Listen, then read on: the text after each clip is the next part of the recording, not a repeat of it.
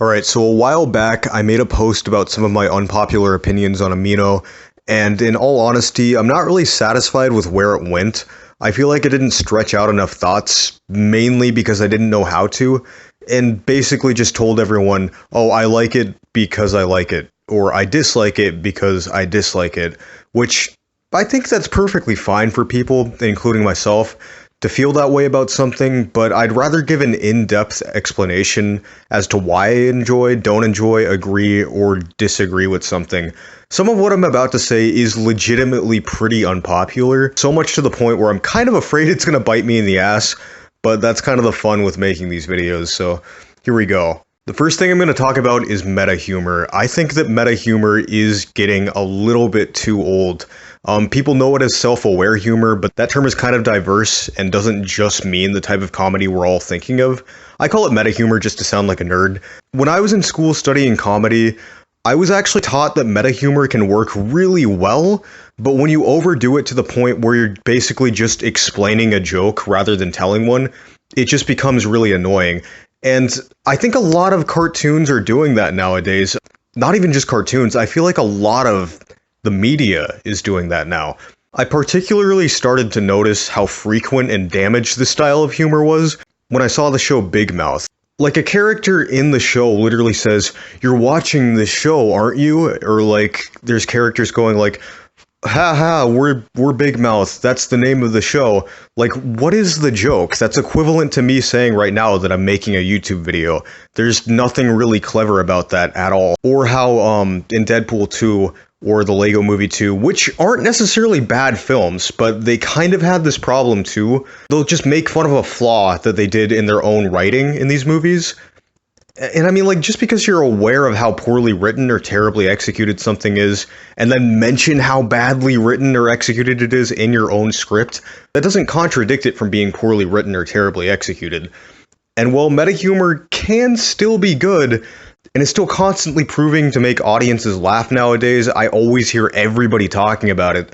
It just seems kind of redundant now.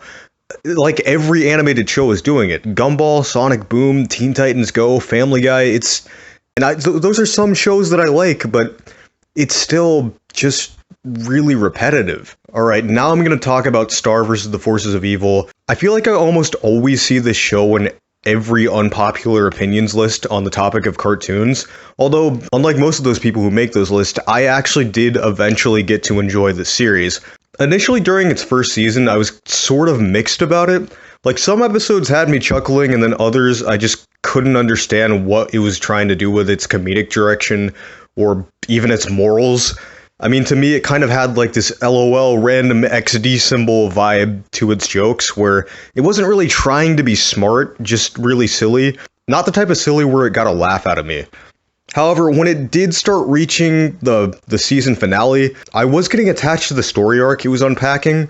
The new villain was really intimidating, and the lore and character development behind Star was really interesting to me.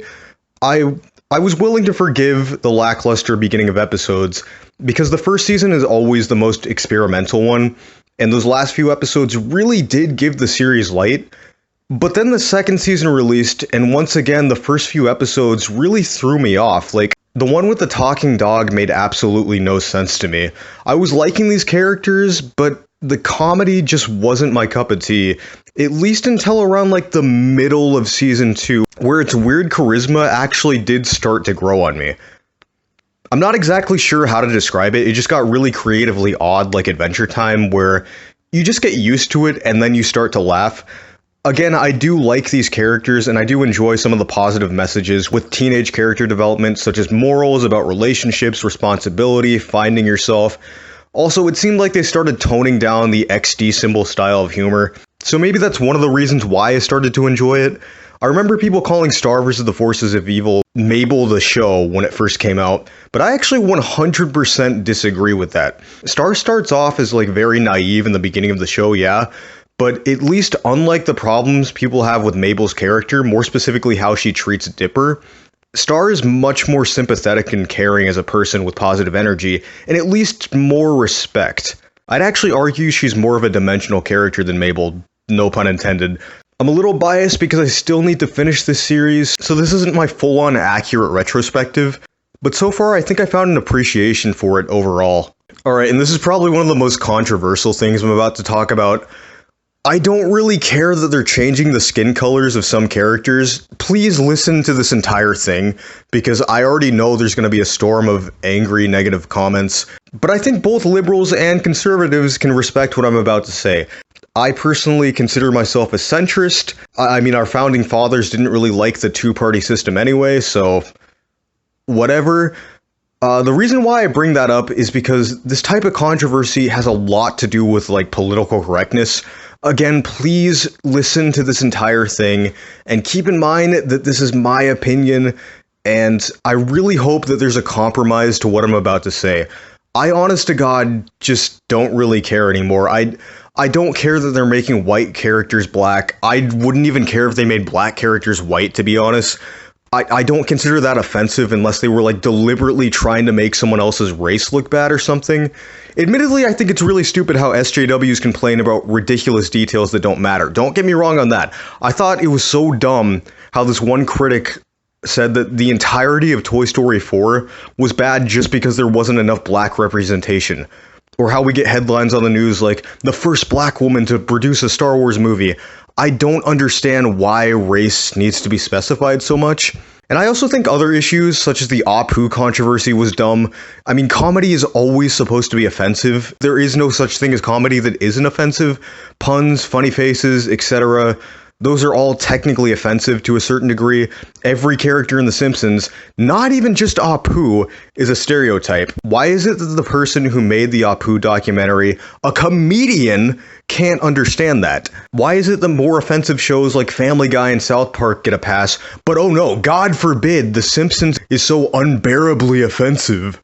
But then there's other controversies like making characters like Ariel and Starfire black, which I, again, don't really care about. I'm more focused on how the writing, aesthetics, and execution works. I don't really care about whether or not they change a character in their sexuality, race, or even their religious beliefs, to be honest. If they want to make Ariel black, whatever. If they want to make Ariel white, whatever. If they want to make Ariel straight, whatever. If they want to make Ariel a different sexuality, fine, whatever. If they want to make Ariel worship, I just don't care.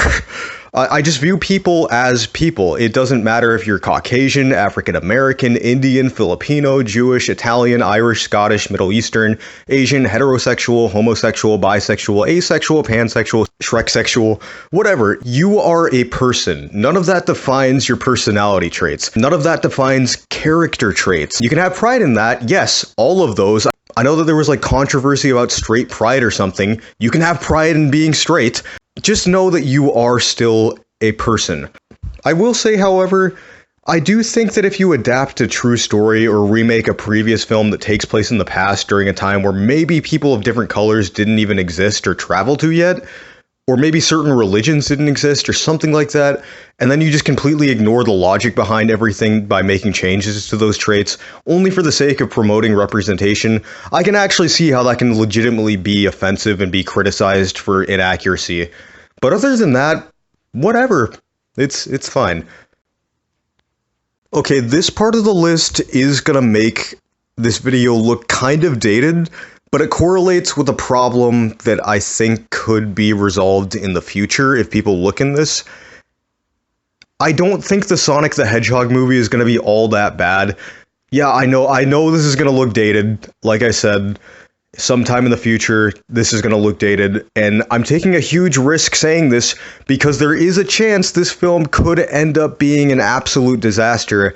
And I know I sound biased because I'm a massive Sonic fan, but hear me out. I feel like audiences are just too quick to jump to conclusions about whether or not an entire movie will be bad simply based on one trailer. Sure, this has happened before. I mean, most people predicted Ghostbusters would fail, and it did. The entire world, including myself, thought that the Emoji Movie would be a giant, eye-stabbing, apocalyptic demolishment of a movie that would show everyone how cynical and greedy Hollywood is. And it did. And now everyone's starting to realize how crappy these Disney live-action remakes are, so almost all of them are always predicted to be bad, and they usually get mixed or negative reception now. But then there's moments like Teen Titans Go to the Movies, Bumblebee, Alita Battle Angel, Sponge Out of Water, Peter Rabbit, or even recently Dora and the Lost City of Gold and Angry Birds 2, where a lot of people, or at least a good amount, just expected these films to be bad, but then when they released, they ended up turning genuinely good, or at least decent or okay. People are just immediately jumping to conclusions that the entire Sonic movie will be bad, literally just because of Sonic's design. Yes, let's just ignore Jim Carrey's performance. Let's just ignore the cool action and concept of seeing Sonic and Robotnik fighting on the big screen, the Easter eggs to the games, and the decent comedic execution of the jokes throughout the trailer, which, by the way, Sonic has succeeded in combining action and comedy before in both the 1994 Sonic the Hedgehog series and the second season of Sonic Boom. On top of that, this film seems to have received a genuinely positive test screening a few months ago. Most people who had the chance to see this movie genuinely liked it. So there's obviously something here that is at least above average and not something like Pixels or the Super Mario Bros. Movie. Plus, they're taking constructive criticism by redesigning Sonic after all the fan backlash, and the writers of the film keep insisting that this isn't going to be anything like Alvin and the Chipmunks or anything like that. So obviously passion was put into this movie. I'm not excusing the fact that the design looks bad. I mean, films are and always will be a visual medium, but that doesn't mean every other aspect of this film will be terrible. It could end up being a decent action buddy cop comedy similar to Detective Pikachu or Bumblebee, with great character development and a cool origin of how Sonic became Sonic. Teen Titans Go to the Movies may have adapted a heavily despised and poorly animated series, but it ended up having better animation in the show in some areas, great satirization, and an interesting direction of these characters to take on. Alita's eyes in Alita Battle Angel may look weird to some people, but the world building, character growth, action, and plot was exhaustingly amazing, and the cinematography was beautiful. Sonic could still very well end up being a good movie, and I'm willing to give this film a chance, even if I am skeptical. Regardless, I'm still happy they're delaying this film to fix the character's design, and I respect the passion that went into this. And lastly, I thought Coco was okay. To be fair, I wasn't really interested in this movie in the first place, even though I had heard it was apparently really, really good, and I thought it was great that Pixar was finally rising up, but I don't know, maybe it was because a lot was going on in my life, or because The Book of Life went in a similar route, even though they are completely different movies in terms of like everything else, like plot and characters, etc. So, I don't know, I just wasn't looking forward to it. But when I did eventually see it in my Spanish class, my Spanish teacher adores this film. I just couldn't get into it as much as everyone else did. I thought the environment and aesthetic and everything was visually amazing to look at. They did an excellent job for the look of this movie, and the characters seemed charming, but people are probably going to hate me when I say this. I felt like the film was too predictable and cliche in some areas. For starters, spoilers if you haven't seen this movie, it's another animated Disney film with a plot twist villain, and because of how much Disney had been using this method in all of their previous films, I knew from the very beginning it was heading in this direction. And alright, to be fair, if we're separating this from other Disney films and just viewing this as a movie on its own, I guess the origins to the plot twist villain was pretty interesting. But even so, right when the characters finally get to see this villain, I could imagine people still figuring out the twist before it's revealed. On top of that, there's another twist that happens afterwards where it's revealed that the two main characters in this film are actually related. Which again, with all the character development and emotionally charged appeal in both of them, they're still great characters, but I saw this coming, and I'm sure another person could too. Speaking of themes, one thing that bothered me about this movie is that it pushed its messages so much throughout the whole film, to the point where the characters are just literally spitting out the moral without any form of subtlety at all. They're just repeatedly talking about how important family is, and how it's important to support each other and stick together in multiple scenes. And nothing clever added into it. Again, nothing subtle. And speaking of subtlety, I found the movie's plot sort of cliche. A character likes music and wants to learn about it and has an amazing talent. The character's family hates music. The character's family hates music because of past mistakes. The character wants to go to a performance to prove to the world and his family that it's alright, and he's secretly doing it, or else he's in deep shit. And at the same time, there's this musician he idolizes. tell me you haven't seen this plot before, or any of these traits before. The reason why I say it's sort of predictable and cliche is because, to a certain degree, it does expand upon this idea with the Land of the Dead universe and the ending when the kid sings to his great-grandmother, and it's indeed emotionally impactful. But even so, it follows all these major cliches that don't really add anything new.